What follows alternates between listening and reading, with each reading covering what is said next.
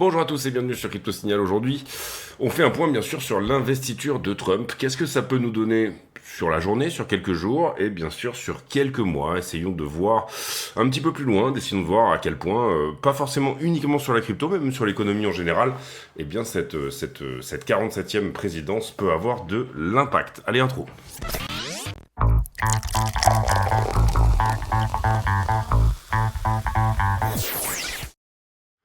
Alors, Bitcoin et sa structure, 4 heures, eh bien on s'est affranchi du niveau 4 heures qui est ici, vous le voyez, celui-ci on peut l'enlever, on peut même peut-être potentiellement le remonter un petit peu plus haut, on va se le mettre ici et on s'est affranchi du 1 heure qui était là.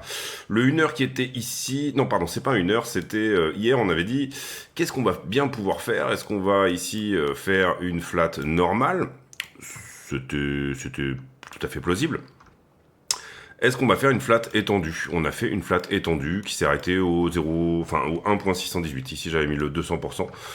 On a fait une très jolie flat étendue. On est venu chercher la liquidité, finalement, avant d'attaquer la journée. Et cette journée est une journée, je dirais, plutôt haussière, puisque c'est l'investiture, mais éventuellement qui va permettre à certains qui avaient placé le trade en amont de l'investiture de Trump, ceux qui ont joué finalement le trade effectivement de l'élection de Donald Trump, de sortir sous cette très jolie bougie verte. En général, vous vendez la news, bien évidemment. La question étant, est-ce que la pression acheteuse, on se souvient hier déjà, ou avant-hier, du lancement du meme coin Trump, qui a été fait de manière officielle et directement par le président des États-Unis lui-même, signale très fort que ça va être le Far West maintenant, enfin en tout cas que la régulation, elle va être extrêmement permissive. Si jamais le président se permet lui-même de lancer son meme coin, ça veut dire qu'on va avoir quelque chose de quand même relativement rock'n'roll dans les mois et les années à venir en ce qui concerne la crypto en général, et aussi un appel du pied très fort à toute l'industrie crypto qui est de dire vous m'avez permis d'être élu d'une certaine manière, vous m'avez filé du pognon pour être élu, tout le lobby crypto, j'entends ici toute l'industrie crypto bien sûr, mais en même temps je peux très bien me débrouiller sans vous, puisque personne n'était vraiment au courant que ce meme coin allait être lancé de l'avis de tous, pour le moment en tout cas de tout ce qui nous est dit. Globalement, en bas, j'ai ce 4 heures ici sur 92 000. J'ai cet élargissement ici qui est en train de casser vers le haut. Typiquement, on avait dit rotation partielle plutôt vers le milieu, c'est-à-dire que nous, on voyait plutôt revenir sur la zone des 95. C'est pas du tout ce qu'on a eu. Alors, spoiler alert, non, pas du tout. Je vous le dis comme ça, mais j'ai malheureusement rentré un trade qui n'est pas passé. L'entrée était magnifique, elle était pixel, c'est-à-dire que je suis rentré sur ce 5 minutes-là, qu'on avait mis en avant hier, là-dessus, je suis rentré tout pile, vraiment, on était j'étais à 103 370, et en gros, je pense qu'on est monté en plus haut de quelques dollars à peine, donc la zone était très bien vue. Fin de la liquidité, en fait, sur la journée, et également, niveau en 5 minutes, qui semblait le plus plausible dans le temps, quand on revenait en arrière. Ici, il y avait vraiment quelque chose sur ce petit 5 minutes, qui semblait refusé par 4 fois, alors que les autres étaient moins propres. Voilà, ici, vous voyez que c'est un peu moins propre. Ici, ça semblait vraiment très très propre au niveau de la correction. Et on avait refusé une première fois. On a effectivement refusé, malheureusement, l'entrée était pixel, mais la sortie ne l'était pas, puisque j'avais mis plutôt des TP autour des 98 et 95, zone qui me semblait plutôt correcte en liquidité. En fait, pendant la nuit, la liquidité avait un petit peu évolué et on est plutôt venu mourir sur 99,5. Personnellement, je visais légèrement en dessous de ça, c'est-à-dire je visais vraiment le fait qu'on attaque un peu tout ça et qu'on vienne légèrement au-dessus de 98, et je visais la boîte de liquidité qui est ici, qui n'a pas été attaquée pour le moment. Est-ce qu'on va aller la chercher ou pas? C'est peut-être un petit peu la question, mais en tout cas ici, en ce qui me concerne, une entrée qui était très bien partie au début de la nuit et qui finalement a été bien sûr, vous l'aurez compris, liquidée, puisque je n'ai pas défendu vers le haut, peut-être malheureusement, parce que peut-être qu'on va avoir une petite correction d'ici là. Maintenant, je pense quand même qu'on est sur un petit peu une petite euphorie de la news là, et que ça risque de rester un petit peu haussier pour peut-être quelques heures, voire la journée, voire éventuellement plusieurs jours, et ensuite nous marquer une belle correction. On va voir ce que ça va être. En tout cas, pour moi, voilà, le petit sell de news avant l'investiture, il était là et il a eu lieu. Voilà, difficile de trouver ce point de sortie, je trouve. Bon, on avait effectivement quelque chose là. Je l'aurais bien vu enfoncer, venir passer un petit peu sous la structure ici pour venir attaquer la boîte de liquidité. Ça n'a pas été le cas, malheureusement. Et ben du coup, voilà, ça fait. Il faut en rater, bien sûr, de temps en temps. Si jamais on fait le point, on est quand même plutôt pas mal. au sens où on a cette entrée sur Ether à plus 1000% à partir de 2046, ça, 2446, ça c'est un trade de position hein, qu'on tient déjà depuis un bon petit moment. On a cette entrée à plus 4000 sur XRP à partir des 0,65, ça c'est très propre, en 10x c'est vraiment une très très belle position également. Elle a déjà fait son taf, on a déjà pris pas mal de profit dessus, on va viser 7,50$, c'est-à-dire beaucoup plus haut, c'est vraiment un moonbag là qu'on va aller chercher sur cette position là. Sur celle-ci, rentrer sous les 60 000 sur Bitcoin, pareil, c'est un trade de position, il s'agit d'un runner, PNL latent, très très intéressant ici, à savoir, globalement, on va dire quelque chose qui est de l'ordre du 6 chiffres. Ici sur ce petit long qu'on a rentré il y a pas longtemps, 95, plus 1000%. Pour le moment, c'est pareil, il y a déjà eu des TP qui ont été pris, ce trade est largement profitable, donc pour le moment, on est déjà sur un runner sur celui-là également, donc rien de très frais. Et puis celui-là qui veut pas vraiment nous donner ce qu'on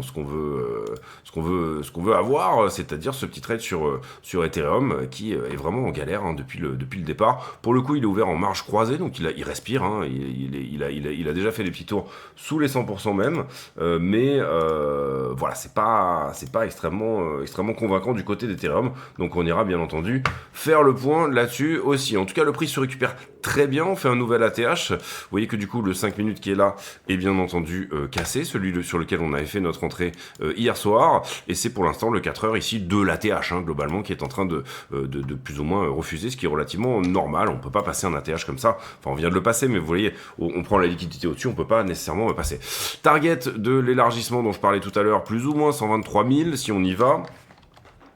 Assez souvent, on a plus de chance en divisant la target par deux, c'est-à-dire 114. Maintenant, pour le moment, moi, je vise 123 000, notamment sur les runners, sur les trades que je vous ai montré tout à l'heure.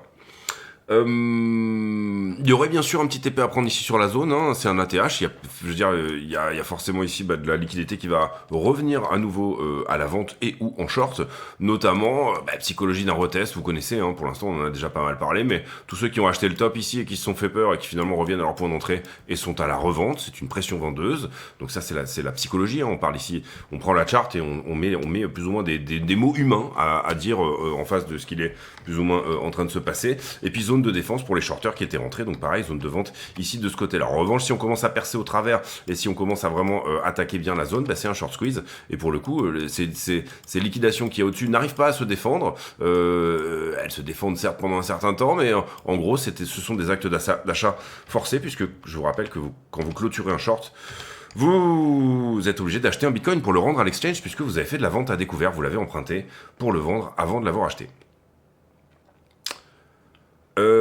On reviendra sur Bitcoin en fin de vidéo sur la petite structure. Voilà, pour moi c'est propre pour aller à 120. Maintenant, ça va être une journée où quand même il va y avoir un petit peu du sport, je pense. L'investiture, c'est à quelle heure? C'est à 18h que Donald, je l'appelle Donald maintenant parce qu'on est vraiment, on est quasi proche, hein, que Donald Trump va prêter serment, donc ce sera le moment à partir duquel il sera président, hein, à partir du moment où il met sa main sur la Bible, il est président des États-Unis, et globalement, je pense qu'il y a une cérémonie qui va commencer dans pas longtemps, là, il est 15h, probablement dans la demi-heure, il y a une petite cérémonie qui va se faire entre-temps. Donc, élargissement symétrique de sommet qui, pour moi, casse vers le haut. C'est plutôt propre. Si on est vraiment dans ce genre d'idée propre, on a 56% de sortie haussière de ce genre de choses. Et notamment, éventuellement, pas mal de chance. J'ai pas le pourcentage exact. Je vais peut-être vous le trouver. Comme ça, au moins, on est complet. Hop, donc du coup, oui, pour un élargissement comme ceci. Globalement, si vous prenez l'amplitude entière de la figure, hein, c'est ce qu'on a fait ici, vous le comprenez, ici on a reporté ça là. Vous touchez dans à peu près 60% d'écart, hein, ce sont en tout cas les statistiques, en cas de sortie haussière, bien sûr. C'est beaucoup plus propre en cas de sortie baissière, vous êtes plutôt à 70. Et si en revanche vous limitez, vous avez beaucoup plus de chances de toucher. Et c'est parfois cette figure est parfois traitée comme ça. En fait, vous prenez la distance minimale de la figure, c'est-à-dire à l'endroit où il y en a le moins, où c'est le moins gros. En gros, pour le as, en l'occurrence, ici, ça nous donnerait 114 000, et qui est plutôt touché dans quasiment 80% d'écart en cas de sortie haussière de la figure. Voilà un peu l'idée. En tout cas, qu'est-ce qu'on short squeeze? Vous comprenez ici que le problème qu'on avait dans cet élargissement, c'était que finalement, à chaque fois, on n'avait plus de liquidité ni en haut ni en bas. On vient chercher, vous le comprenez ici, dans un élargissement, hein, c'est le but, on vient chercher les liquidations au-dessus, au-dessous, au-dessus, au-dessous, au-dessus, au-dessous, au-dessus, au-dessous, et je pourrais continuer comme ça, vitam aeternam, ou en tout cas en fonction du nombre de vagues qu'il y a dans effectivement cet élargissement. Maintenant, quand on fait ça, vous comprenez qu'on vient couper la liquidité à chaque fois. Ici, j'ai plus trop de liquidité longue, en tout cas dans l'UT de cette figure-là. Hein. On parle bien sûr de cette figure-là, là, et on parle de son UTL. Eh bien, là, pour le coup, qu'est-ce qu'on vient chercher? On vient chercher un petit peu ce qu'il y a au-dessus de l'ATH, en espérant que le sentiment soit relativement mauvais pour pouvoir pousser un petit peu en short et donner un peu du jus à ce mouvement. Soit on a de l'achat au spot, soit on a du short à liquider, soit on a les deux en même temps, et en général, c'est plutôt ça qu'on essaye d'avoir. Ether contre Bitcoin. C'est toujours dans sa même distribution qui est assez péchue, il faut le dire. On a perdu le plus bas ici, je le rappelle. Il nous a fait une petite poussée qui était assez propre dernièrement. Ici, pour le moment, bon, est-ce qu'il tient vraiment le bas ici? Difficile à dire. Il nous avait fait une énorme déviation ici quand même, une très très grosse purge sous le bas de la distribution. Comprenez ici qu'on regarde une droite qui tient depuis à peu près mai 2024. Et que d'une certaine manière on est dans une zone, on va dire, weekly où ça montre aussi d'une certaine manière des accélérations. Ce que j'entends par là, c'est que sur Ether BTC, on avait vu une distribution qui était somme toute au départ en canal, un peu comme ça, d'accord, ça c'est un canal, et qui à un moment donné finalement s'est accéléré, d'accord. Au moment où elle s'accélère, on redessine finalement le bas du coup de cette distribution beaucoup plus bas. C'est normal puisqu'on perd le bas. Ce faisant, ici, à ce moment-là, on casse la distribution. Si vous comprenez rien à ce que je raconte, soit arrêtez de regarder, soit éventuellement allez voir tous les... En fin de vidéo, arrêtez de regarder, je plaisante, hein, bien sûr. Continuez à regarder quand même. Vous arriverez au bout d'un moment à comprendre. L'idée étant que j'ai, en fin de vidéo, à chaque fois, une playlist de 6 vidéos qui vous permet de capter distribution, accumulation, le haut d'une accumulation, le bas d'une distribution, price action, niveau 4 heures, toutes ces choses-là. Tout le champ lexical est expliqué en 5 ou 6 vidéos.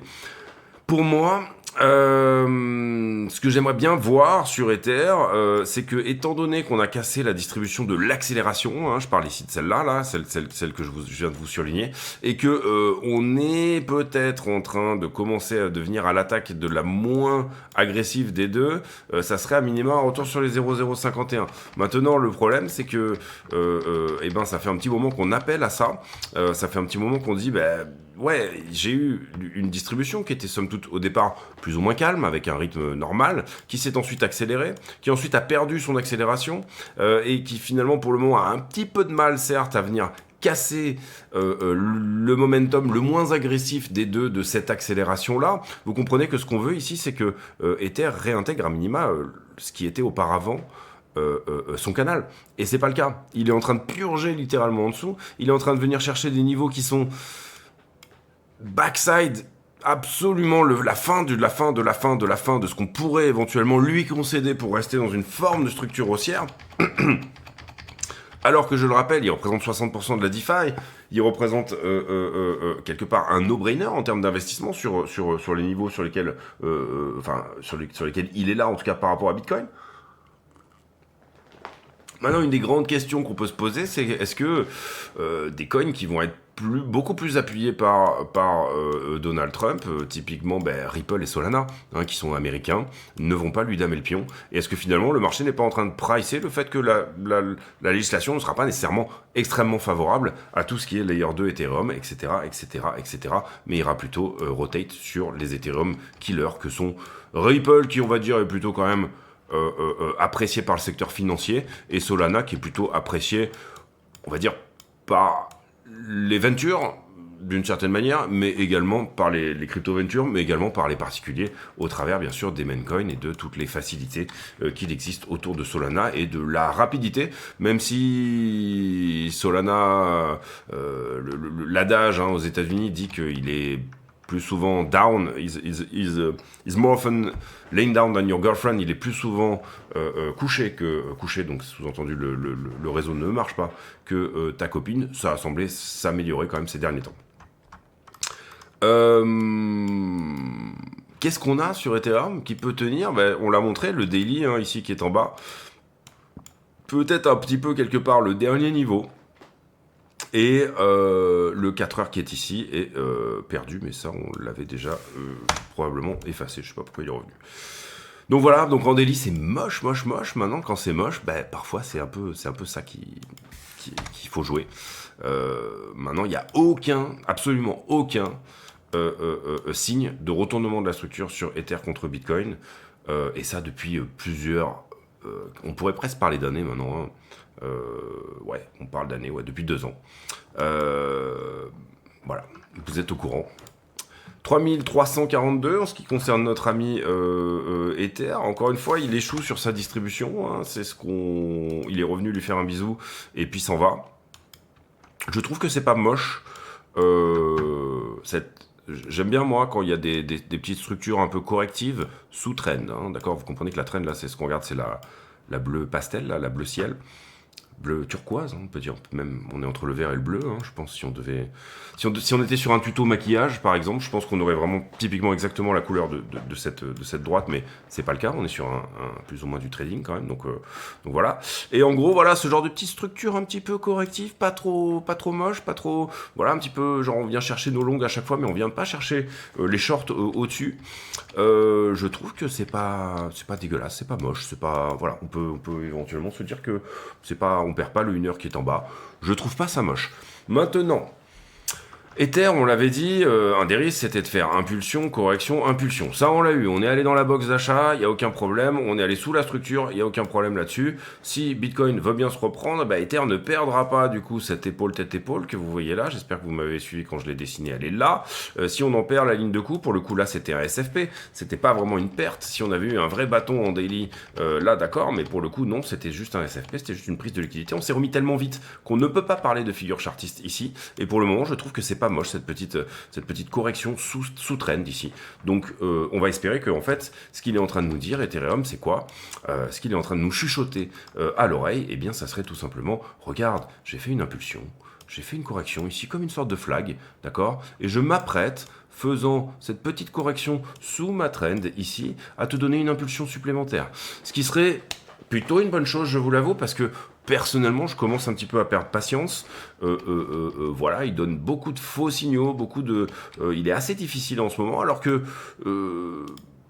EtherBTC, même si EtherBTC reste limpide, hein, a toujours été pour moi assez facile à trader. Là, en l'occurrence, ça fait quand même peut-être 6 mois, 1 an que c'est compliqué. Qu'est-ce qu'on ne veut pas perdre sur Ethereum? Encore une fois, on ne veut pas vraiment dessiner cette épaule, tête épaule ici. Donc en soi, on ne veut pas que Bitcoin rentre dans une correction symptomatique, à savoir si Bitcoin va à 75 000 $.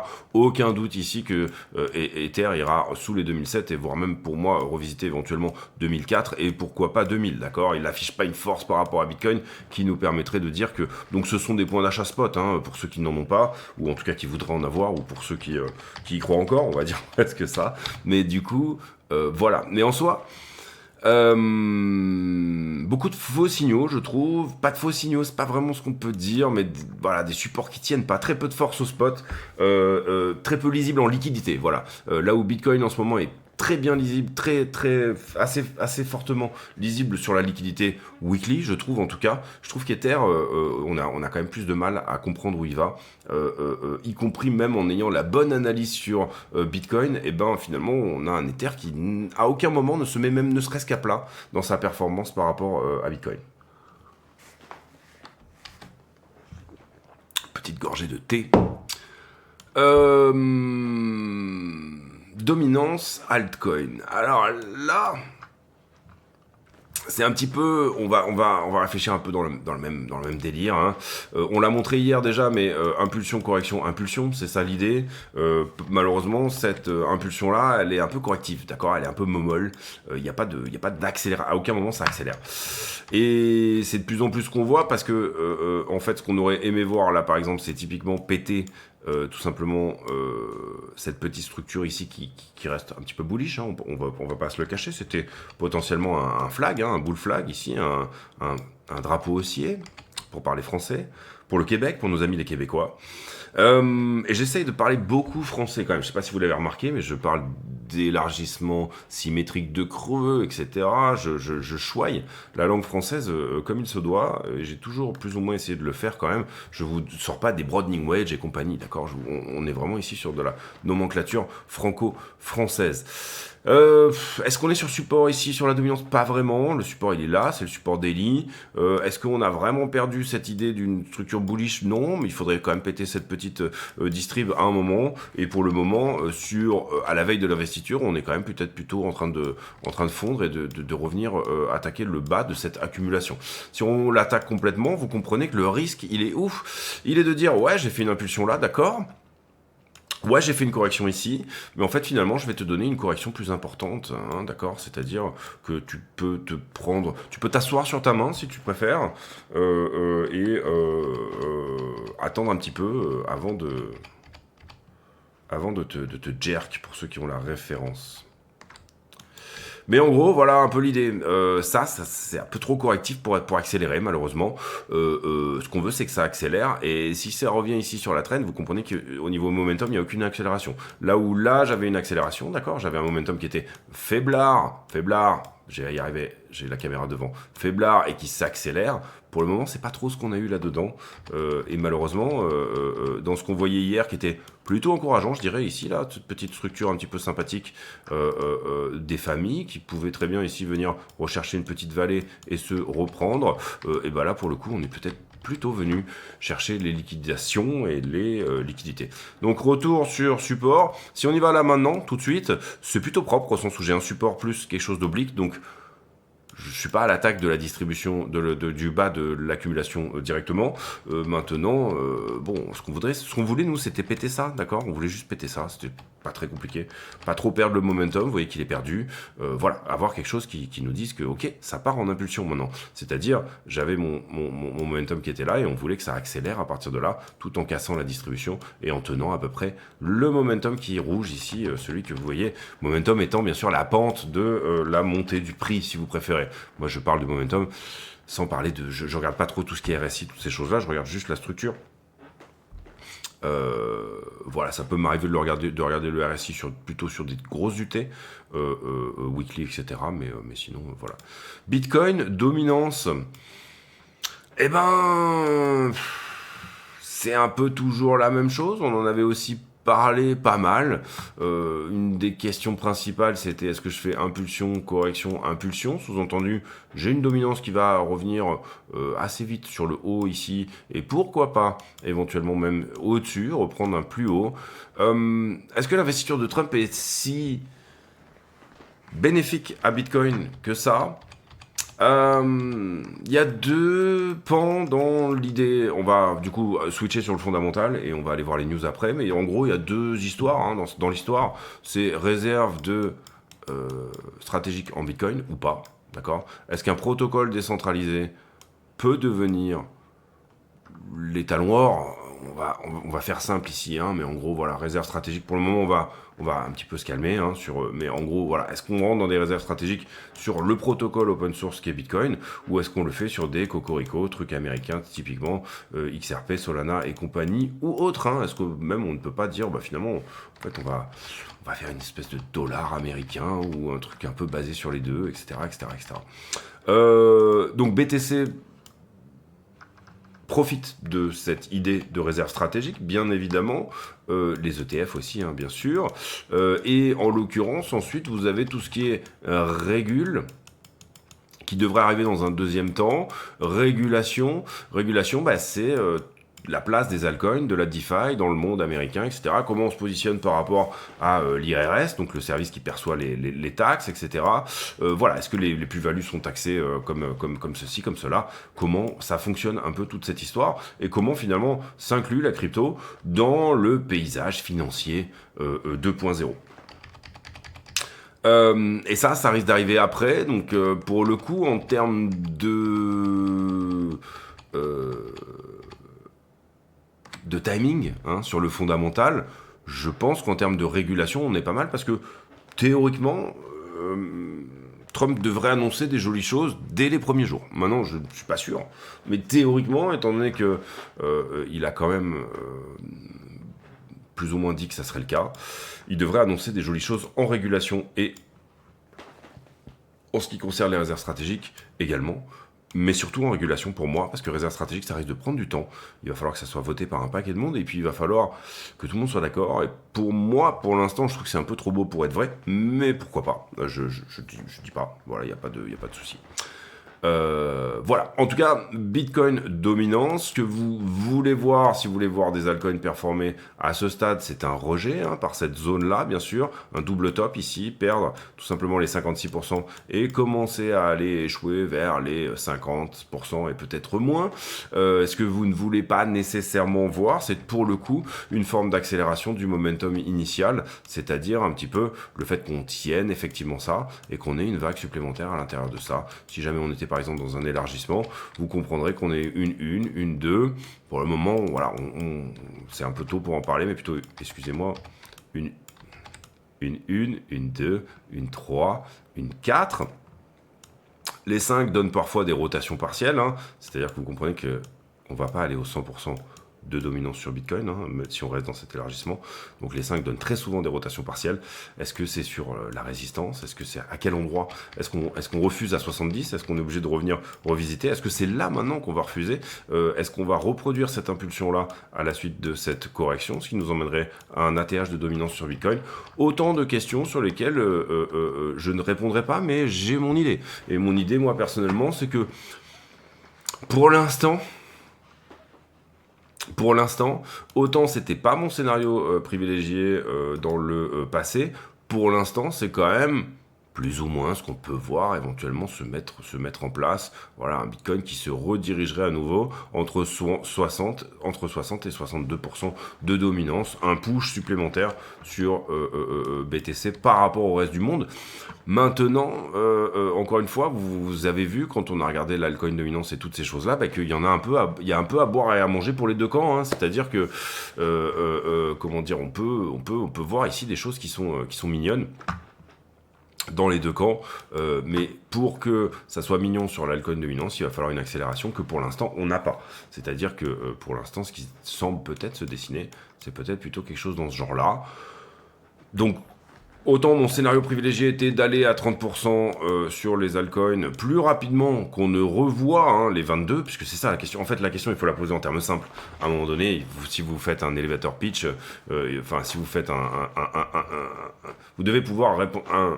Chaque trade doit pouvoir, chaque conviction de trade ou chaque trade même doit pouvoir finalement, c'est un truc que je disais souvent aux affiliés dans les vidéos affiliées, doit pouvoir se dire en une phrase. Je prends une phrase, j'ai fait ce trade parce que je pense que il va se passer ça. Voilà, relativement simple. Elevator pitch, c'est quoi? C'est je rencontre quelqu'un qui est un investisseur potentiellement à l'étage du rez-de-chaussée, et avant le 6e étage, il faut que je sois capable de lui avoir expliqué mon projet. C'est-à-dire en moins de 30 secondes, il va falloir que je puisse donner c'est quoi ma startup, c'est quoi mon idée, c'est quoi mon plan. Et là, en l'occurrence, vous comprenez que pour le coup, l'idée éventuellement de se placer excessivement puissamment sur les altcoins, ce serait par exemple de dire je pense que ce support-là va tenir, je pense qu'on va accélérer, qu'à partir de là, je pense qu'on va casser cette distribution, je pense pas qu'on aura besoin d'aller revisiter une nouvelle fois le petit support rouge qui est là, ou alors si c'est le cas, je ferai une entrée, et ce que je pense, moi, c'est personnellement de dire, là, je pense qu'on va au 30%. Personnellement, je trouve que ce scénario a de moins en moins de gueule par rapport à un Bitcoin qui va sur une dominance à 60%. Pour le moment, je suis bien sûr exposé sur les altcoins et j'ai aucun problème avec ça, mais bon, Bitcoin représente quand même 40% de mon folio. Et malgré lui, c'est-à-dire que, quand vous avez un asset qui croît et qui augmente au sein d'un folio, il prend plus de place, bien évidemment.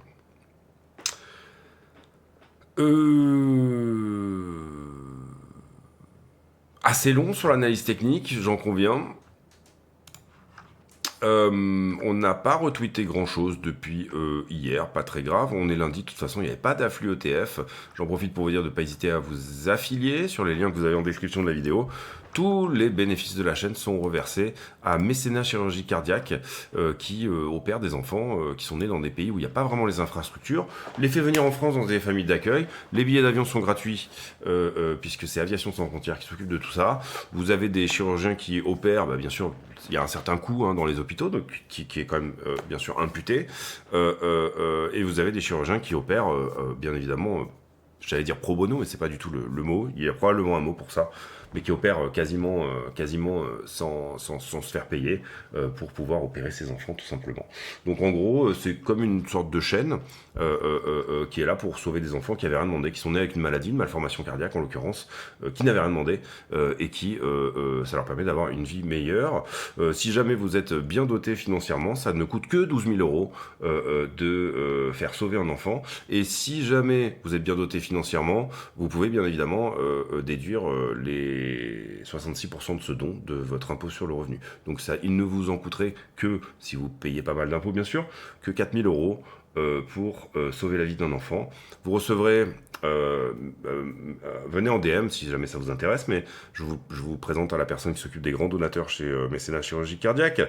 En gros, vous recevrez des photos de l'enfant, un suivi, etc. Toutes ces choses-là, ce qui est, je dois l'avouer, quand même, extrêmement gratifiant dans la vie, vous dire, bon bah ça y est, j'ai sauvé une vie, j'en ai sauvé 2, j'en ai sauvé 3, j'en ai sauvé 4, etc., etc. Investiture de Trump, bien évidemment, on en a déjà un peu parlé. Le Salvador qui rajoute 11 bitcoins à son... On s'en fout un peu, mais bon, c'est pas qu'on s'en fout, mais voilà, bon, en gros, 11 bitcoins, c'est pas non plus...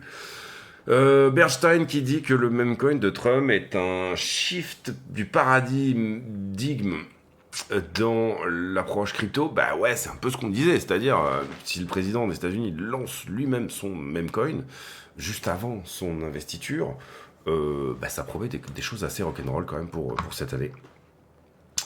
Bitcoin qui fait un nouvel ATH, on l'a pas dit, mais bien sûr 109 c'était un ATH. Bon voilà, en gros vous avez que du Trump, du Trump en veux-tu en voilà. Encore du Trump et Merger Mania, donc dans l'industrie du minage, visiblement, une folie des fusions-acquisitions. Qu'est-ce que les investisseurs n'ont pas encore pricé? Allez voir cet article si ça vous intéresse. Personnellement, ça m'intéresse pas énormément, enfin ça m'intéresse, mais voilà, j'ai mon idée là-dessus. Alors globalement, si on doit faire un point sur qu'est-ce que pourrait apporter la présidence de Trump là tout de suite, bon pour la crypto on en a déjà suffisamment parlé, pour que voilà, donc c'est des régulations et c'est ce que je dis tout à l'heure, réserve stratégique pourquoi pas, une SEC qui va être pro-crypto, etc. Enfin tout ça vous êtes au courant, ou en tout cas si vous ne l'êtes pas, c'est un peu que vous habitez sur une autre planète que la crypto, enfin je sais pas si du coup... peut-être que vous essayez de vous former, vous suivez ces vidéos et vous êtes hors marché et du coup vous regardez, et auquel cas c'est bien, mais en soi voilà, la grosse nouvelle elle est quand même ici. Derrière, comment expliquer ça, sur le long terme, sur le plus long terme, comment on peut éventuellement voir les choses, notamment je dirais sur le S&P, puisque là on parle de choses qui sont pas mal endogènes à la crypto, mais voilà, en termes d'inflation et tout, et toutes ces choses là, comment on pourrait voir un petit peu les choses dans l'idée.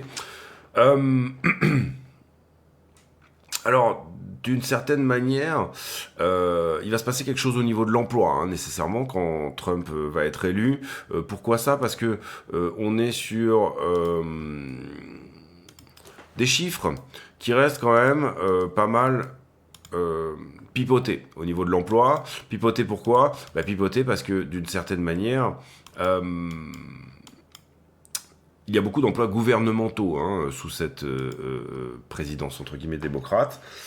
Donc ça, il faut bien le comprendre. C'est-à-dire que personnellement, je m'attends quand même à ce que si Elon Musk lance cette idée globale de Department of Government Efficiency, le DOGE, Government Efficiency étant un gros mot en France, mais étant plus ou moins une religion aux États-Unis, en tout cas en ce qui concerne les temps actuels, on ira du coup vers une diminution de la dette, certes, on ira également vers une guerre commerciale totale avec les autres continents, c'est-à-dire finalement les US vont vendre leur surplus de pétrole et de gaz à fort prix, à des gens qui n'en ont pas nécessairement besoin, mais via une coercition militaire qui existe, et tout en leur offrant bien sûr une protection militaire. Des gens qui n'en ont pas besoin, j'entends par là que on a une énergie qui est pas chère et qui est russe, et qui est très proche de nous, et qui nous arrivait directement par un robinet qui désormais est fermé. Maintenant, donc droit de douane, etc. Tu ne m'achètes pas mon pétrole, et où tu essayes de me vendre trop de voitures Volkswagen, eh bien droit de douane sur ta tronche, petit Européen qui n'a pas d'armée. Européen ou autre, hein, on s'en fout, c'est pas tellement l'idée. Donc c'est pas mal ce qui risque de se mettre en place quand même. D'un autre côté, je m'attends quand même à ce que le Department of Government Efficiency, dans tous ces chiffres qu'on a eu vis-à-vis du chômage, ont été quand même, d'une certaine manière, beaucoup pipotés par beaucoup d'emplois gouvernementaux, justement. D'une certaine manière, alors ça serait bien que je trouve les chiffres en fait, parce que là pour le coup, je vous raconte des choses, mais rien ne vaut une charte, peut-être, je vais essayer d'en trouver une. Alors, j'ai pas trouvé de charte malheureusement, parce que bon, il y a les emplois fédéraux, il y a tout ce qui est gouvernemental, etc. Enfin, ça reste assez compliqué d'avoir une charte là. En gros, globalement, et si jamais bien sûr on diminue l'investissement public, ou en tout cas qu'on diminue le nombre de personnes qui travaillent pour le gouvernement, vous diminuez donc l'investissement public. On devrait quand même s'attendre ici à ce que le chômage continue à augmenter. Le chômage qui continue à augmenter, c'est à la fois bien et pas bien. Enfin, bien et pas bien, oui. Un peu moins bien pour les gens qui perdent leur boulot, mais bien pas bien au sens où Powell aura moins de latitude, hein, éventuellement, pour venir, bien évidemment, garder des taux très hauts pendant très longtemps. Donc ça, ce sera plutôt une bonne nouvelle en ce qui concerne plus ou moins les marchés financiers. Hein. La sphère monétaire ne serait plus en adéquation totale. Et puis, également d'une autre manière, comment expliquer ça ? Par contre, il est possible que du coup... bon, alors ça, c'est des mécanismes, mais vous avez plus augmentation du nombre de chômeurs, et ben du coup, vous allez bien sûr avoir une forme de diminution de la demande, hein, d'une certaine manière, la demande des particuliers, bien sûr, ça c'est relativement normal, même si ça reste assez sporadique, hein, d'une certaine manière, c'est un peu moins des choses qu'on regarde maintenant, c'est une manière de penser qui est très keynésienne, et ce qui peut-être dans nos économies très ouvertes fonctionne quand même un petit peu moins bien que par le passé. Par ailleurs, ce qu'on pourrait dire, c'est en revanche, il se pourrait que derrière les earnings, donc comment dire, si ce taux de chômage augmente trop et que tout se dégrade trop, à ce moment-là, vous avez le mécanisme que je viens de vous présenter juste avant, et qui du coup risque de faire diminuer les profits des entreprises, hein, d'une certaine manière, les earnings, donc du coup d'avoir des plus mauvais earnings, et faute de quoi les actions devront bien sûr s'ajuster, c'est-à-dire que les dividendes par action devront être plus faible. Donc en amont, le marché devra diminuer le prix des actions. Donc les actions iront vers une correction. Le S&P irait vers une correction en se disant attention, le chômage est en train d'augmenter. Donc du coup, les earnings seront moins bons dans X mois. Le marché a toujours plus ou moins 6 ou 8 mois d'avance. Donc du coup, c'est là que éventuellement on pourrait voir se mettre en place sous la présidence de Trump une forme de correction sur le marché action, et qui plus est d'une autre manière sur le marché crypto par rebondissement. Maintenant, on comprend aussi que cette présidence, là où la crypto a toujours été quand même relativement décriée, on a un président qui va rentrer en fonction aujourd'hui et qui a lancé son meme coin sur Solana avant-hier, d'accord ? Donc il faut bien reprendre les choses et remettre les choses dans le contexte. Il y a ce qui se passe et qui est inhérent à l'économie, il y a ce qui se passe et qui est inhérent aux actions, il y a ce qui se passe et qui est inhérent à l'emploi, et il y a ce qui se passe et qui est inhérent à la crypto. Tout ça a des intercommunications, des vases communicants, mais d'une certaine manière, on est quand même peut-être plutôt sur le gros cycle de la crypto, en tout cas en ce qui concerne la régulation. Pas forcément sur l'action de prix, mais en ce qui concerne la régulation, on est peut-être potentiellement quand même plus au début de quelque chose qu'à la fin de quelque chose. En tout cas, c'est une potentialité pour la crypto, encore une fois, et c'est pour ça qu'on est là, nous, depuis un bon petit moment, et qu'on y croit, et on commence à voir les prémices de l'entrée par la grande porte de la crypto dans la sphère financière, quelle qu'elle soit, et comme un asset différent du reste. Hein. C'est ça qui peut être potentiellement, bien sûr, intéressant dans le futur, c'est de se dire que la crypto rentre dans un asset différent. Long terme, on en parlera en fin de vidéo. Tiens, on va rester en monthly, et on ira voir en fin de vidéo des scénarios plus ou moins long terme sur Bitcoin. Donc en monthly. Et puis ensuite, on ira jusqu'aux 15 minutes. la liquidité, et donc du coup les liquidations, et là ça va être excessivement intéressant, hein. J'espère que vous n'êtes pas parti. Si vous êtes parti, vous ne savez pas que vous êtes parti, enfin vous ne savez pas que je vous dis que ça va être intéressant puisque vous êtes parti, mais d'une certaine manière on a déjà liquidé 1 milliard les amis, 1 milliard sur les dernières 24 heures. Mais qu'est-ce qu'il s'est passé? Eh bien, on a liquidé beaucoup plus de longues que de shorts, malgré une action de prix qui, somme toute, à la fin, a été haussière. Donc, qu'est-ce qu'il s'est passé? Il s'est passé que dans la grosse chute qu'on a fait, enfin, la grosse chute, celle juste pour le retest des 100 000, on va dire à 99,6, on a pris un paquet de monde en longue. Et là, dans la toute petite correction qu'on vient de faire à l'instant, c'est-à-dire de 109 à finalement, là, on est à 107 500, on a pris un paquet de monde aussi. Donc le marché est en train de s'exciter. Est-ce que on a du retail qui croit que c'est le moment de rentrer parce que c'est l'investiture de Trump et que du coup ça va être bon pour la crypto? Je pense pas que les gens soient si cons que ça quand même à venir acheter une news comme ça. Je sais pas, je crois pas. Je crois qu'il faut à un moment donné quand même un petit peu avoir une vision normale des gens, et les gens sont normaux comme nous. Et pas plus intelligent que un ou l'autre. Trump, vous le voyez, qui fait 100 millions de liquidations longues. Alors, je n'ai pas regardé dernièrement. Je sais qu'il a fait moins 50, il est remonté. Ensuite, là, depuis, il est à moins 30. Je ne sais pas exactement où ça en est depuis, mais voilà. Mais en gros, 1 milliard de liquidations, c'est beaucoup. C'est une très, très grosse journée, d'accord? C'est une forme de capitulation. Et on a tellement graillé, on a tellement bouffé, ne serait-ce qu'en faisant cette petite correction de 4-5 000 dollars finalement, hein, on a tellement bouffé que c'était suffisant et que derrière, on a 1 milliard qui repart dans l'autre sens, pourquoi pas. On a liquidé plutôt du long, ça j'en ai parlé, 1 milliard de liquidation, encore une fois c'est une très très grosse journée. Le carnet d'ordre au spot, ben on a traversé tous ces ordres de vente pour le moment. Donc 300-400 bitcoins qui ont changé de main ici, c'est pas énorme non plus. 556 bitcoins dorénavant à la vente aux 110 000 dollars, ça sera la prochaine vente. Ici on avait 105, 217, allez 500 bitcoins qui ont changé de main. On a à nouveau 500 sur la zone des 110 000. Si on arrive à y passer, et ben du coup ça sera 124 bitcoins à 112 et 240 bitcoins à 115 000. Et ensuite ça vend tous les 5 000. Probablement la même personne, hein, 500 bitcoins tous les 15 000. Ça ressemble quand même à quelqu'un qui a mis des gros ordres, qui est en train de plus ou moins se faire plaisir. Action de prix, c'est très propre. On a pris les deux niveaux qui avaient été mis en avant hier, en tout cas. Comment ça se met en place un peu l'histoire? Vous voyez ici le milliard qui a été bouffé.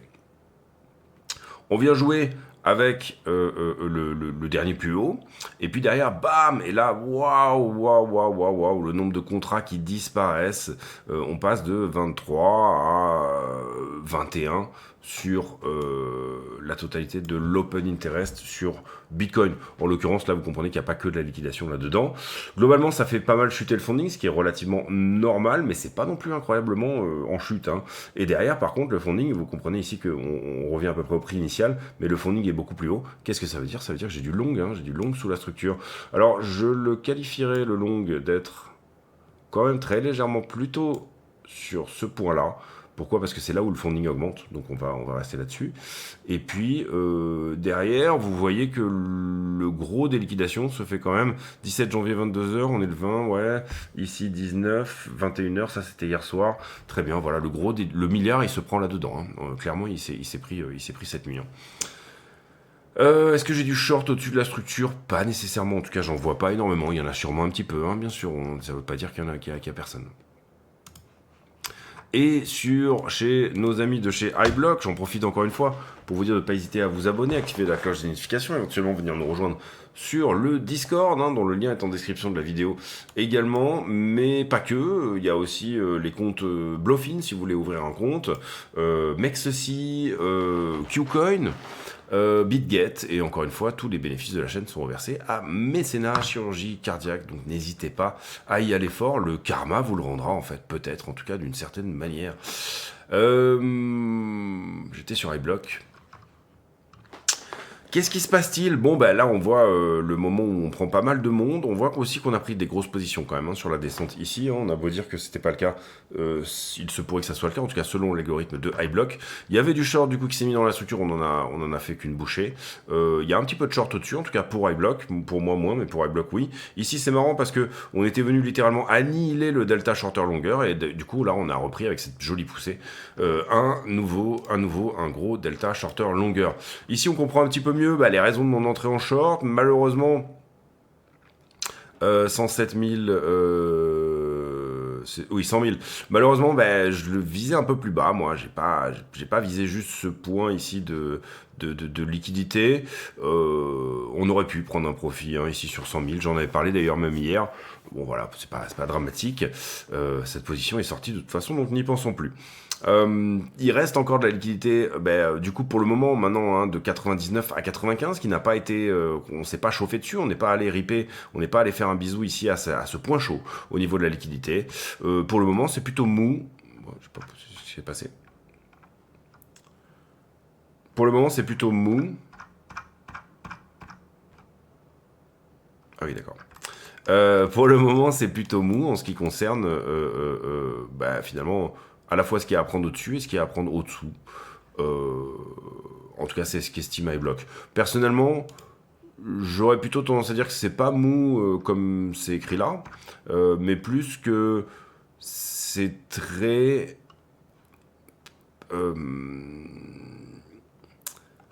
équilibré, voilà, c'est ça en fait que je cherchais comme mot. Ici, iBlock voit très peu de positions, c'est un ordinateur, iBlock. Moi, j'aurais plutôt tendance à dire qu'il y a autant de longs que de shorts en ce moment et que du coup, c'est ça qui annihile un peu.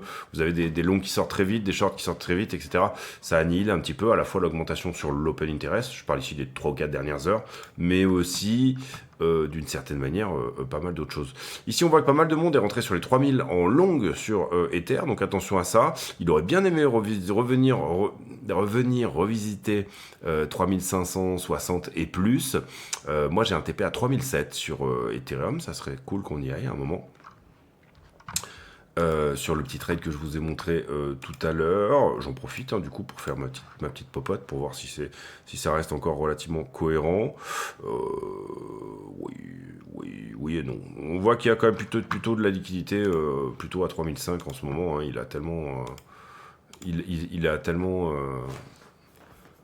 Voilà, ça c'est un peu les raisons. Voilà, voilà. Pour moi, c'est à long terme, sur 3 mois. Peut-être des traders de position en short ici qui sont un peu garés sur ces niveaux-là. Et 4100 étant un point chaud aussi. J'ai pas regardé dernièrement le funding sur Ethereum. On va se le faire viteuf. Oui, donc on est sur un funding qui est relativement neutre, 0,01, légèrement au-dessus de ce qu'on voit d'habitude. On est plutôt dans les zéros d'habitude, en tout cas depuis décembre, depuis un an.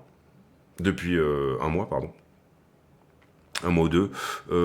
Et on est loin des niveaux où en général ça corrige, à savoir 0,1, 10 fois plus. D'accord, vous voyez ici, en général quand on touche les 0, 0,7, 7 fois plus de funding, 8 fois plus, à ce moment-là, il est possible qu'on rentre dans des formes de correction un peu plus substantielles. En tout cas, voilà, on est très très loin d'être chaud en funding. Vous comprenez ici que là, à 0,1, on est plutôt sur des zones où on refuse d'habitude, mais que, voilà, pour le moment, on est très loin de tout ça. Voilà pour Ethereum. Donc le funding est neutre. Et si vous regardez Ethereum, il a bien bouffé ce qu'il fallait quand il est descendu sous 3000 ici. En termes de liquidité 3 mois, c'était ça qu'il fallait aller chercher. Il est allé le prendre. Là, il était venu chercher ça. Maintenant, il est venu chercher ceci. Est-ce qu'il n'irait pas maintenant chercher cela ? Je vous pose la question. Je ne fais que poser la question. S'il a besoin de venir prendre ça avant ou de latéraliser plus, il va commencer à nous les briser un petit peu, Ethereum, parce que ça fait quand même un petit moment qu'on l'attend maintenant et que ça fait un petit moment qu'on met de l'USDT sur le côté pour lui, pour miser sur ce cheval-là, cet outsider qui finalement nous apporte assez peu de choses. Alors, en ce qui concerne le scénario monthly, il y a plusieurs questions qui se posent ici. Pour faire simple, on va faire simple, vraiment. 50 minutes de vidéo. Ici, vous voyez, 1, 2, 3, 4, 5. Est-ce qu'on n'est pas à la fin de quelque chose? C'est une question qu'on peut se poser. 1, 2, 3, 4, 5, ça veut dire qu'on entame une 2, ou alors on fait quelque chose en extension. Si on fait une extension, ça sera 7 vagues, peut-être pour aller chercher 150, 160. Mais si on commence à attaquer de faire une 2, on peut s'attendre éventuellement à une correction plus substantielle que ce qu'on a eu là, cette flat, là, ici, qui était entre 25 et 30, et ici, cette espèce de zigzag, d'une certaine manière, qui était, pour le coup, entre 70 et 50. Si jamais quelque chose de plus substantiel se met en place, on pourra s'attendre soit à un premier arrêt, en tout cas en bull run c'est plutôt ce qu'on voit, c'est-à-dire un 0,382. On va prendre une charte plus propre. Donc vous l'aurez compris ici, le concept étant plus ou moins 1, 2, 3, 4, 5. On ne sait pas si la 5 est finie, hein, d'accord? Pour le moment, on n'a pas d'idée là-dessus. La 3 n'est pas la plus petite des vagues, en tout cas en Elliott c'est propre. J'ai des corrections qui sont très faibles à chaque fois, hein. Là je pense qu'on est au 0,382, comme ça de visu ça se voit assez facilement. Et puis là on n'est même pas au 0,5 non plus, hein. Je pense qu'on fait 2 premiers arrêts à chaque fois. Si jamais on est dans ce scénario-là, encore une fois. Il y a autant de scénarios d'Elliott que d'Elliotistes, mais ça permet ici de réfléchir à se dire, bon, on a bien poussé, est-ce qu'il n'y a pas un petit moment où, ouais, vous voyez, en gros, à peine premier arrêt là, et sur la 4,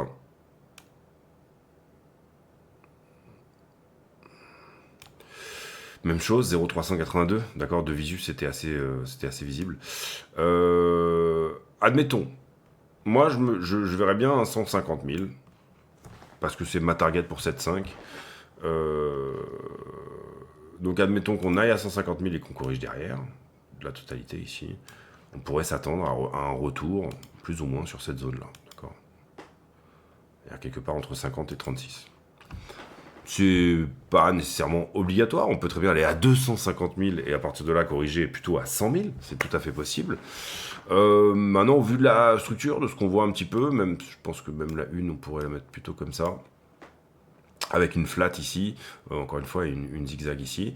Voilà, admettons qu'on corrige à partir de maintenant, vous comprenez que ça vous dit quoi? Ça vous dit potentiellement... En général, une 2, elle se trouve entre 0,5 et 0,78, parfois en zone institutionnelle de rechargement, c'est-à-dire en dessous. D'accord.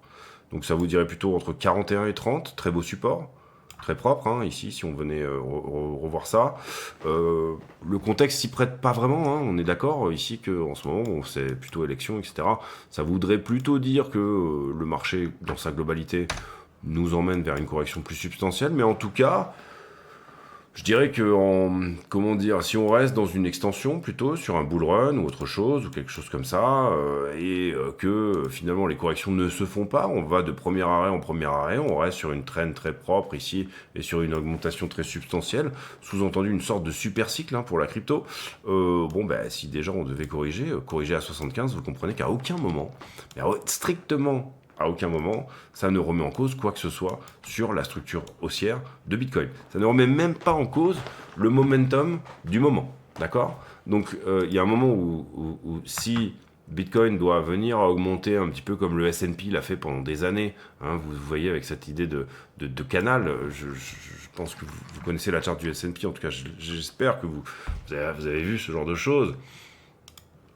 Mais d'une certaine manière, voilà, ce genre de canal comme ça, où pendant plusieurs années, on fait du push only, et que finalement, les corrections ne se font que sur les crises, hein, puisque ici vous avez 2018, mais globalement là vous avez la crise de 2008, et là vous avez la crise de 2000, hein, en gros, mais en soi, vous comprenez ici que si Bitcoin rentre dans une forme de truc qui ressemblerait à ce genre de canal. Alors là, il n'est pas excessivement propre. Pourquoi il n'est pas excessivement propre? Tout simplement parce qu'il aurait fallu le découper en deux. Je ne sais pas où est la charte du coup que j'utilise d'habitude, mais c'est pas très grave. Ok. Pour moi, le S&P, en fait, il est dans un... On va le remettre ici, hein, comme ça. Vous avez un canal au-dessus, qui est le truc normal, d'accord? C'est celui-là. Et je parle ici depuis 2008. Hein. Vous avez ce canal au-dessus, qui est très propre, vous le voyez. Et quand ça se passe mal, sous-entendu, bah là, c'était le Covid, eh bien, on va visiter la traîne du bas. Et je pense que si ça se passait mal, pour le coup, on irait visiter ici la traîne du bas, la même chose. C'est-à-dire que, en soi, si à un moment donné, en 2025, ça pue, on pourrait avoir une correction de une petite cinquantaine de pourcents. Hein. Vous comprenez ici que c'est pas de la petite correction, là, hein, quand on part du haut ici, et que, en général, on dégage vers le bas, là déjà vous avez un petit 50% entre les deux. Enfin, ouais, on va dire de 7000. Non, je dis une connerie d'ailleurs. On est plutôt de 6000 à 4000, on est sur un moins 30. Mais voilà, pour moi, ça se passe comme ça. C'est-à-dire, le vrai canal, il est là. Le canal où ça dégage en bas, ici, et que ça fait des grosses déviations. En gros, ici, là-dedans, c'est all-in action. À chaque fois qu'on passe là-dessous. Et à chaque fois qu'on touche le haut, ici, j'aurais tendance plutôt à dire, allez, c'est peut-être pas très bête d'en sortir un petit peu. Charte intéressante aussi, s'il en est. Hein, bien sûr, la liquidité mondiale, vous voyez qu'elle est en train de reprendre quand même assez facilement. Et que pour le moment, on serait peut-être plutôt pour un push supplémentaire en ce qui concerne la liquidité mondiale. Là, bien sûr, on regarde la liquidité américaine, japonaise, chinoise, tout le monde, quoi. Tout le monde. Comme disent les poulous, les punks à chiens, tout le monde. Aujourd'hui, c'est difficile. Et ici, cette charte qui est, je trouve, assez intéressante, qui finalement est en train de tenir ses promesses, et qui est de dire d'une certaine manière, je prends le S&P et je le divise par la liquidité en circulation aux États-Unis. WM2NS, le M2 quoi. Ici, qu'est-ce qu'on voit ? On voit assez facilement 1982. La liquidité, à partir de 82, c'est un petit peu la folie. Ici, le marché action fonctionne très bien jusqu'en 2000. Bulle Internet de 2000. Derrière, boum, on s'éclate en bas. Mais là, il faut comprendre qu'on a commencé à réinjecter un petit peu de la liquidité. Ici, on se reprend. Mais là, la liquidité, on en imprime pour le coup comme des bâtards, puisque on commence le quantitative easing, toutes ces choses-là, etc. Donc finalement, WM2S augmente. Là où sur le S&P vous avez une flat, hein, là vous avez une flat normalement sur le S&P, vous êtes à plat. Et comme la liquidité mondiale elle augmente énormément, et là en fait vous êtes littéralement, vous faites dévaluer en fait finalement. Hein, ce que vous aviez en action se fait littéralement dévaluer, notamment sur la crise de 2008, tout simplement parce que on vous vole votre valeur travail dans le temps, l'argent, si vous ne l'avez pas, même si vous l'avez investi dans le S&P, d'une certaine manière, on vient vous piquer un petit peu de tout ça pour accumuler de la dette. Derrière, comment ça se construit ? Et vous voulez que j'ai mis ici All in Stocks. Pour moi, voilà, c'est un peu les niveaux. Alors, théoriquement, on arrivera à passer d'autres niveaux. Hein. On va pas rester dans un range toute la vie. Mais d'une certaine manière, voilà, je trouve que ça se compose pas mal comme ça. Ici, crise de 2008 et finalement crise de 2020. J'ai pas les zéros après la virgule et c'est même pas l'histoire d'en avoir. L'idée, c'est d'avoir plus ou moins un visuel. Vous voyez qu'ici, c'est la grosse purge, 2008. 2020 finalement c'est pas tant la purge que ça. Pourquoi ? Parce que d'une certaine manière on rebalance de la liquidité, mais surtout qu'en rebalançant de la liquidité le S&P refait un peu son job, hein, et c'est-à-dire vous hedge de l'inflation. Et là derrière, là où on était dans un range un peu séculaire, quand je dis séculaire je parle de 2001 à 2025, hein, finalement 25 ans de range, c'est-à-dire que pendant 25 ans si vous aviez investi sur le S&P et que vous croyez dans la théorie quantitative de la monnaie, c'est-à-dire que vous dites, moi je pense que au plus on injecte 2 dollars dans l'économie, au plus mon dollar que j'ai dans les mains se dévalue, ce qui fait un petit peu de sens quand même. Alors il y a des gens qui remettent encore ça en cause, hein. C'est très compliqué à mesurer. J'en avais parlé quand j'avais montré le prix de la soupe de Campbell, là, vous voyez, le truc qu'avait dessiné Andy Warhol, là, le concentré de tomate Campbell. Et son évolution du prix au travers des ans, et où on voyait très très très très bien le moment où finalement la masse monétaire augmente sur le prix du concentré de tomate Campbell, qui a la même recette, le même packaging, les mêmes choses depuis 100 ans. Voilà, c'est très compliqué de parler en francs constants, j'allais dire. Le mec, il est vraiment vieux. En euros constants, en dollars constants depuis X 1980. Comment je fais pour dire depuis 1800, les habitudes de consommation, elles ont changé. Voilà, tout a changé, les prix, l'industrie, toutes ces choses-là, c'est assez compliqué. Mais en gros, ce qu'on peut voir là-dedans, sur cette charte, eh ben c'est quand même ici cette jolie structure de retournement en épaule tête épaule. Pourquoi pas? Je dis pourquoi pas. Ça tient, ça a bien cassé. Vous voyez que d'une certaine manière cette charte elle est relativement propre aussi parce que on tient très très bien le momentum ici en monthly de ce qui se passe par le passé. Pour le moment on est plutôt sur le haut d'un canal avec finalement une liquidité mondiale qui augmente, donc un dénominateur qui augmente. Ça devrait théoriquement faire diminuer un petit peu l'histoire, mais malgré ça le prix des actions augmente lui aussi encore plus. Et alors bon, il faut voir que la liquidité, elle est plutôt à la diminution, mais sur le global, hein, vous comprenez ici qu'on regarde 2008, et là je pense qu'on a 2020, voilà. Bon, sur le global, on est quand même plutôt un petit peu sur une augmentation, d'accord. En tout cas depuis 2020 au moins, et j'étais où? J'étais là. On peut regarder ça, c'est pareil, hein, vous voyez ici la... Ça, c'est pour le coup, c'est WM2S. Vous voyez la pente, quoi. Je veux dire, il y a pas de, il y a une petite diminution et on est en train de repartir là. Et vous voyez la pente. La pente, elle est propre. Hein. Je sais pas comment vous dire, mais depuis 1980, globalement, ça, c'est plus ou moins ce que vous pouvez considérer comme étant la dévaluation de votre argent, / l'augmentation de l'intérêt de la dette qu'on donne à des banques privées sans vraiment de raison, puisqu'on pourrait imprimer se donner à nous-mêmes. La plupart des économistes s'accordent à le dire. Hein. Donc voilà. En tout cas, on revient sur la charte ici. Voilà, S&P sur WM2S, bah, qu'est-ce qu'on a sous les yeux? On a finalement cette idée que, d'une certaine manière, bah, en ce moment, ça pousse bien. Donc, si vous êtes positionné sur le marché action, vous êtes dans le bon sens. Vous pourrez éventuellement aller revisiter ça. Revisiter ça, pourquoi? Parce que c'est la target plus ou moins de cette épaule, tête-épaule. D'accord? Inversé. Mais ici, on commence à rentrer dans des territoires où on est all out stocks, d'accord? Ici, ça commence à être back to cash. Pour moi, c'est l'idée. Hein. Sur les dernières 25 ans, en tout cas, c'est comme ça que ça pouvait fonctionner super bien. Maintenant, peut-être qu'on va repasser un autre pas. C'est-à-dire que finalement, on a la structure de retournement ici en bas. On a qu'on rentre dans quelque chose de séculaire au niveau de la valorisation des actions. Pourquoi ça? Parce que quand vous êtes trop endetté, il vaut peut-être mieux avoir un droit de propriété, des stocks, que d'avoir de la dette, d'accord, des obligations. C'est le problème du gars qui est trop endetté. Vous pouvez être riche à millions, si vous êtes riche d'une dette de quelqu'un qui n'est pas solvable, vous n'êtes pas riche à millions, vous êtes juste en face d'un problème. Et là, en l'occurrence, il se pourrait, je mets ici vraiment ça entre parenthèse, mais vous comprenez ici qu'on est autant dans l'axe philosophique que l'axe sentimental, que l'axe scientifique, que l'axe pragmatique. Vous voyez ici que, en gros, et c'est ça pour moi l'investissement, le trading, c'est avoir le nez, essayer de sentir un petit peu les choses avant qu'elles n'arrivent.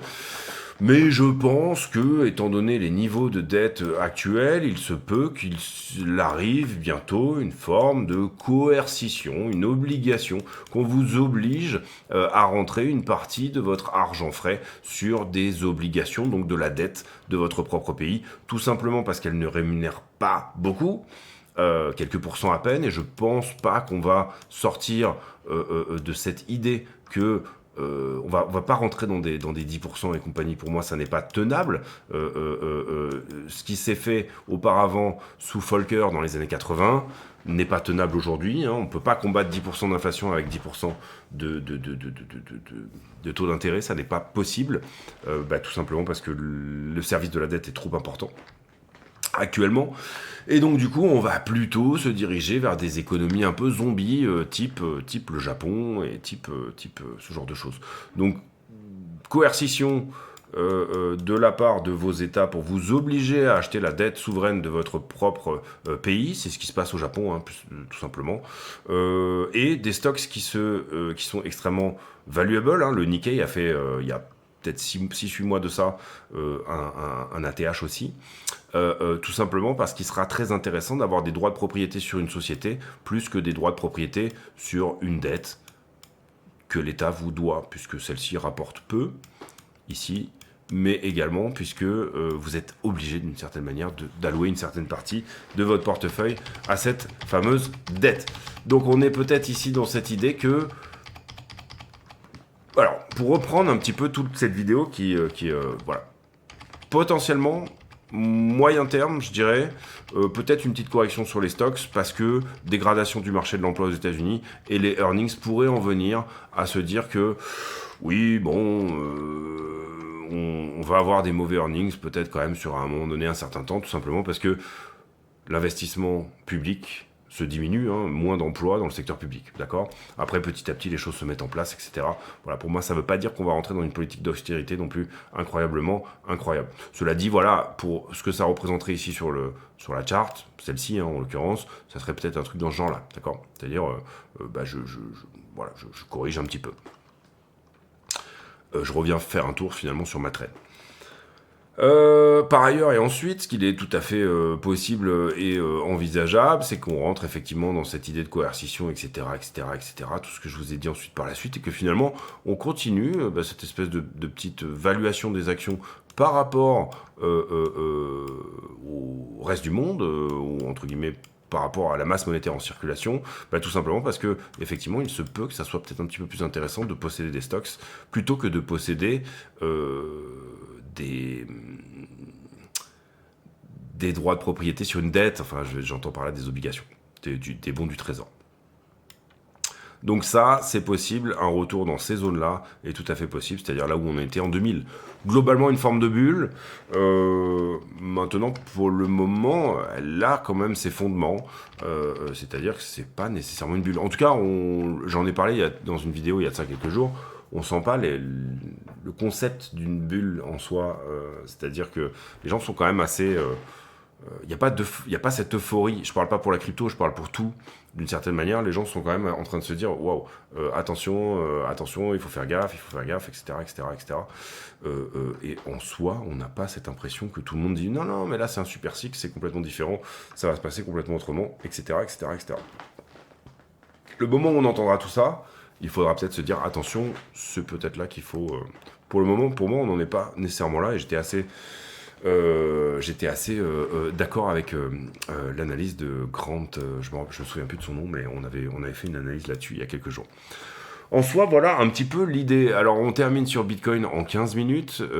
Cet aparté, je pense, était peut-être intéressant pour ceux qui sont encore là, au moins. On a fait ce scénario en monthly, et vous comprenez que au niveau fondamental, il n'y a rien qui nous dit que ça va s'arrêter là. Maintenant, quand on voit les 5 vagues, etc., ça pourrait être logique de perdre la traîne à un moment donné, de faire une correction plus substantielle. Et encore une fois, si jamais on tapait les 74, ça ne remettrait absolument rien en cause. Ça ne serait pas quelque chose où on ne perdrait ne serait-ce même que le momentum monthly, d'accord ? Donc ça, c'est important à comprendre.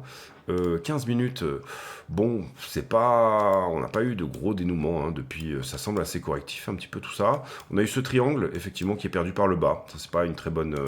c'est-à-dire là, j'ai une poussée, un triangle, donc je sais pas où je vais, je contracte, d'accord, et pourtant, il est perdu par le bas. Maintenant, ce qu'on veut voir, d'une certaine manière, c'est que ce triangle se transforme en flag. Sous-entendu, vous l'aurez compris ici sur la 15 minutes, ce qu'on va voir, c'est une cassure de la petite distrib qui est là, qui, somme toute, est assez parallèle par rapport à ce qu'on a en bas. Donc un flag, globalement. Et là, si vous avez ce flag qui se met en place, si vous cassez, bien évidemment, la distribution, et du coup, qu'est-ce que vous avez ? Vous avez le droit de dire, tiens, je vais prendre l'impulsion qui était en bas de cette distribution, je vais la reporter en me disant j'avais ça qui était impulsif, le marché semble être dans ce sens-là, j'ai cette correction et je vais reproduire l'impulsion que j'avais déjà commencé à faire. Et là, vous avez une très jolie target de 116 000. Voilà les amis, si vous êtes dans ZUT, si vous avez fait cette entrée par exemple ici en vous disant regarde, je pense moi que ce qui va se passer c'est que ici on avait une résistance et qu'elle va peut-être se transformer en support. Si vous avez fait cette entrée ici sur cette zone là, globalement ce que vous pouvez éventuellement aller chercher c'est dans l'UT 116. Voilà, beaucoup de liquidités à 95, ça on en a beaucoup parlé ces derniers jours. Je serais étonné qu'à un moment donné on n'y aille pas, et quand je dis étonné qu'on n'y aille pas, ça veut dire qu'on laisse disparaître en weekly cette liquidité. Qu'est-ce que j'entends par là ? J'entends par là que ça disparaisse de la chart en fait. Hein. Et là, vous avez la chart weekly sous les yeux. Bah, ça voudrait dire que là, on est déjà le 16. À partir du moment, bon, alors, ouais, on va dire le 15. À partir du 15, cette boîte de liquidité a été plus ou moins créée. Hein. Donc cette boîte de liquidité, elle a quoi? Elle a 5 jours, 5-6 jours.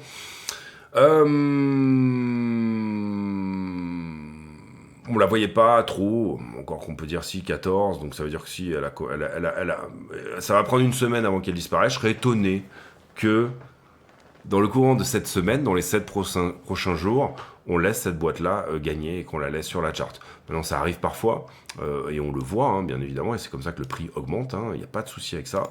C'est-à-dire que parfois, on laisse des grosses boîtes de liquidité sur le chemin. Typiquement, ouais, là c'est peut-être moins propre, je suis sur quoi, 3 mois? J'ai cliqué, oui, 3 mois. Typiquement, plutôt plus dans le passé, encore plus loin. Ah, c'est peut-être en 2 ans. Typiquement, ce qu'on avait pu laisser sur la route ici, c'était cette boîte à 73-75 là. Et typiquement, ce qu'on avait aussi laissé en partie, alors là, vous voyez que c'était extrêmement propre. Ouais, voilà, une boîte à 33, ça veut pas dire qu'on va y aller. Hein. Là, il y a peu de monde, je pense, qui est encore en position depuis les 33. Je parle en levier, hein, bien sûr, je parle pas aux achats spot.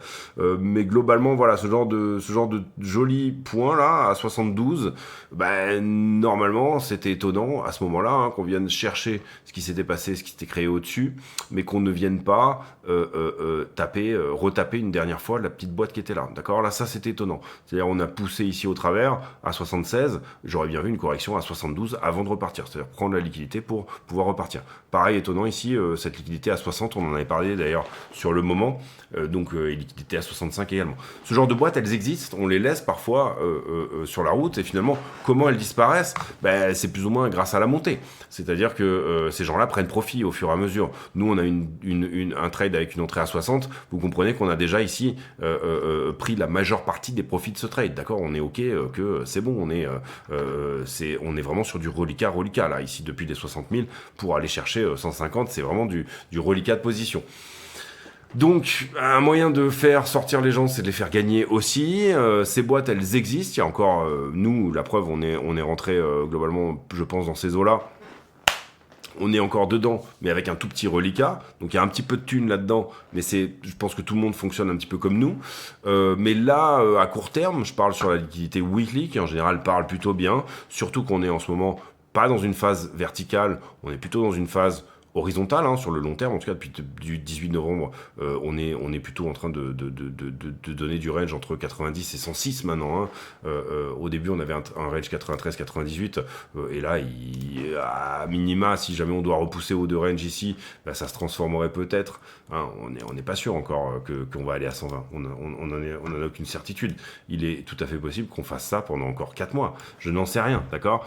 Maintenant, en soi, aller taper 120 sans amorcer cette boîte de liquidité là dans les 7 prochains jours me paraît pas cohérent par rapport à ce que Bitcoin a à proposer en ce moment, sauf totale euphorie sur l'investiture de Trump. Et voilà. Au jour 1, si là, Trump aujourd'hui nous fait un serment où il parle de la crypto, et si demain, au jour 1, il prend un amendement, je sais pas, qui nous dit je vais faire ça, bien évidemment qu'on va à 100 000 et en une bougie. Et je vous garantis que vu à quel point le marché est très peu liquide, et c'est ce qu'on voit quand même d'une certaine manière sur là, hein, je veux dire, là, il n'y a que 500 bitcoins à la vente avant 110. Globalement, sur Binance, vous n'avez que 500... Allez, 1000 bitcoins à traverser, 1200 bitcoins à traverser pour pouvoir tout simplement aller directement, littéralement exploser 120 000 $. Voilà les amis, c'était une vidéo un peu longue, mais c'est pas grave, moi je me fais plaisir quand j'en fais des comme ça. N'hésitez pas à regarder cette charte aussi, hein, qui pour le coup vous parle de Bitcoin contre la monnaie, contre la masse monétaire en circulation. C'est une charte qui est super intéressante, elle aussi. Voilà, c'est des petites choses comme ça qu'on peut voir et sentir, et puis pour le coup on s'affranchit un peu de l'inflation, et ça c'est plutôt je trouve un bon move. Pour moi, voilà, le gros de la question consiste à dire, est-ce que dans un premier temps tout ça va profiter à Bitcoin? Donc, est-ce qu'on rentre dans des narrations sur la réserve stratégique? Ce qui nous emmènerait Bitcoin, vous l'avez compris, hein, on en a parlé sur la dominance, au-delà des 62% de dominance, et qui ferait respirer un petit peu les alts.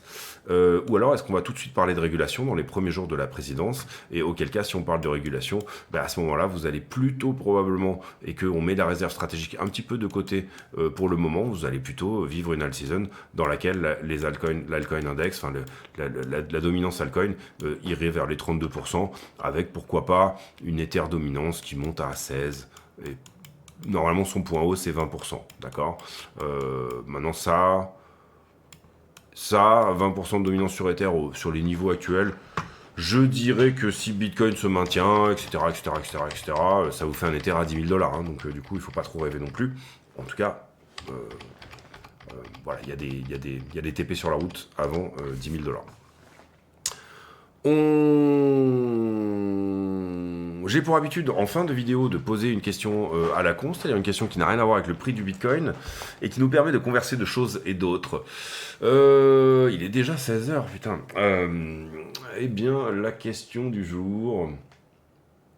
Tiens, quel est pour vous votre meilleur moment de productivité de la journée? Moi, personnellement, c'est toujours le matin. C'est-à-dire globalement, après le petit-déj, entre le petit-déj et manger, quoi, hein, globalement entre 8h et midi. C'est vraiment, pour le coup, mon moment où j'ai le plus de la pêche, j'ai le plus de productivité, j'ai le plus de choses voilà, à proposer à ma journée et à mes proches et à vous peut-être. En l'occurrence, ici, en ce moment, vu que je fais pas mal de sport le matin, du coup, la routine, elle a plutôt lieu en début d'après-midi. J'espère que ça vous convient. Et puis, voilà, dites-moi à quelle heure vous êtes le plus productif dans votre journée. Ça m'intéresse. On se retrouve demain pour une nouvelle vidéo. D'ici là, portez-vous bien, voire portez-vous très bien. À demain. Ciao, ciao.